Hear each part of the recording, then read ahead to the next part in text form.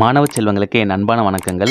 நாம் 10th மேக்ஸில் ஏற்கனவே அரசு பொதுத் தேர்வில் கேட்ட 2 மார்க் அண்டு 5 மார்க் கொஸ்டின் பார்த்துட்ருக்கோம். அந்த தொகுப்பில் இப்போ யூனிட் 8ல் புள்ளியியலும் நிகழ்தகவும் பாடத்தில் எடுத்துக்காட்டு 8.19 பார்க்க போகிறோம். இது ஏற்கனவே கேட்ட முக்கியமான 5 மார்க் கொஸ்டின். நல்லா கவனிங்க. இந்த கொஸ்டினை அரசு பொதுத் தேர்வில் 3 தடவை கேட்டிருக்காங்க. ரொம்ப முக்கியமான கொஸ்டின். வாங்க கொஸ்டினை பார்க்கலாம். 2 பகடைகள் உருட்டப்படுகின்றன. கிடைக்கப்பெறும் முக மதிப்புகளின் கூடுதல். நம்ம பகடை உருட்டும் போது அந்த ஃபேஸில் கிடைக்கக்கூடிய வேல்யூவை கூட்டணுங்க. அப்படி கூட்டும்போது 4க்கு சமமாக, இது முதல் சம். அடுத்தது ரெண்டாவது சம்மு 10ஐ விட பெரியதாக. அடுத்தது 13ஐ விட குறைவாக. கிடைக்கக்கூடிய வேல்யூவை கூட்டுறோம், 13ஐ விட குறைவாக இருக்கணும் அப்படிங்கிறதெல்லாம் என்னென்ன, அதோட கூறுவெளி என்ன அப்படிங்கிறத கண்டுபிடிக்கணும். தேர்வு. இப்போ 2 பகடையை உருட்டும் போது நமக்கு கிடைக்கக்கூடிய கூறுவெளியை நம்ம நோட் பண்ண போகிறோம். கூறுவெளி எப்படி கிடைக்கும்? இப்போ கூறுவெளியானது எஸ் ஆனது ஒரு பகடையில் 1ம் இன்னொரு பகடையில் 1ம் கிடைக்கலாம். அதே மாதிரி ஒரு பகடையில் 1, ரெண்டாவது பகடையில் 2, அடுத்தது ஒரு பகடையில் 1, ரெண்டாவது பகடையில் 3, இதே போல் 1 4, 1 5, 1 6. இது ஒரு பாசிபிலிட்டி. அடுத்தது 2 1, 2 2, 2 3, 2 4, 2 5, 2 6. பகடையில் மொத்தம் 6 இருக்கறனால நம்ம 1,1ல் ஆரம்பித்து 6,6 வரைக்கும் போட்டுக்கிறோம்.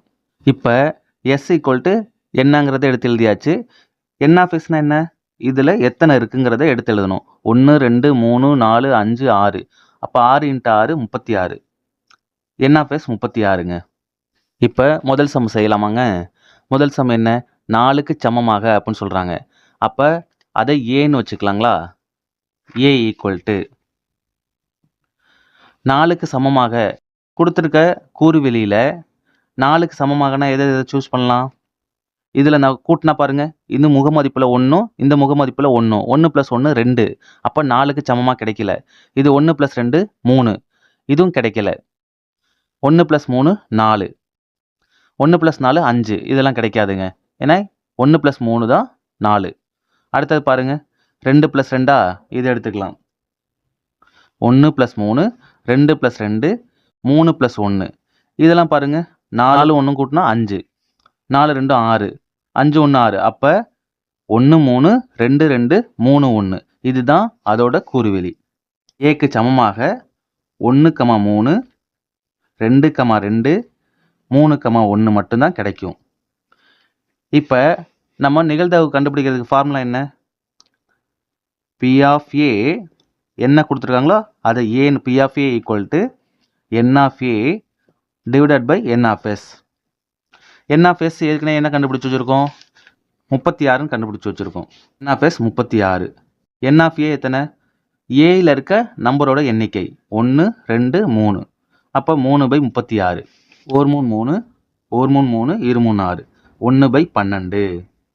அப்போ 4க்கு சமமாக 2 பகடை உருட்டும் போது 4க்கு சமமாக கிடைக்கிறதுக்கான நிகழ்தகவு 1/12.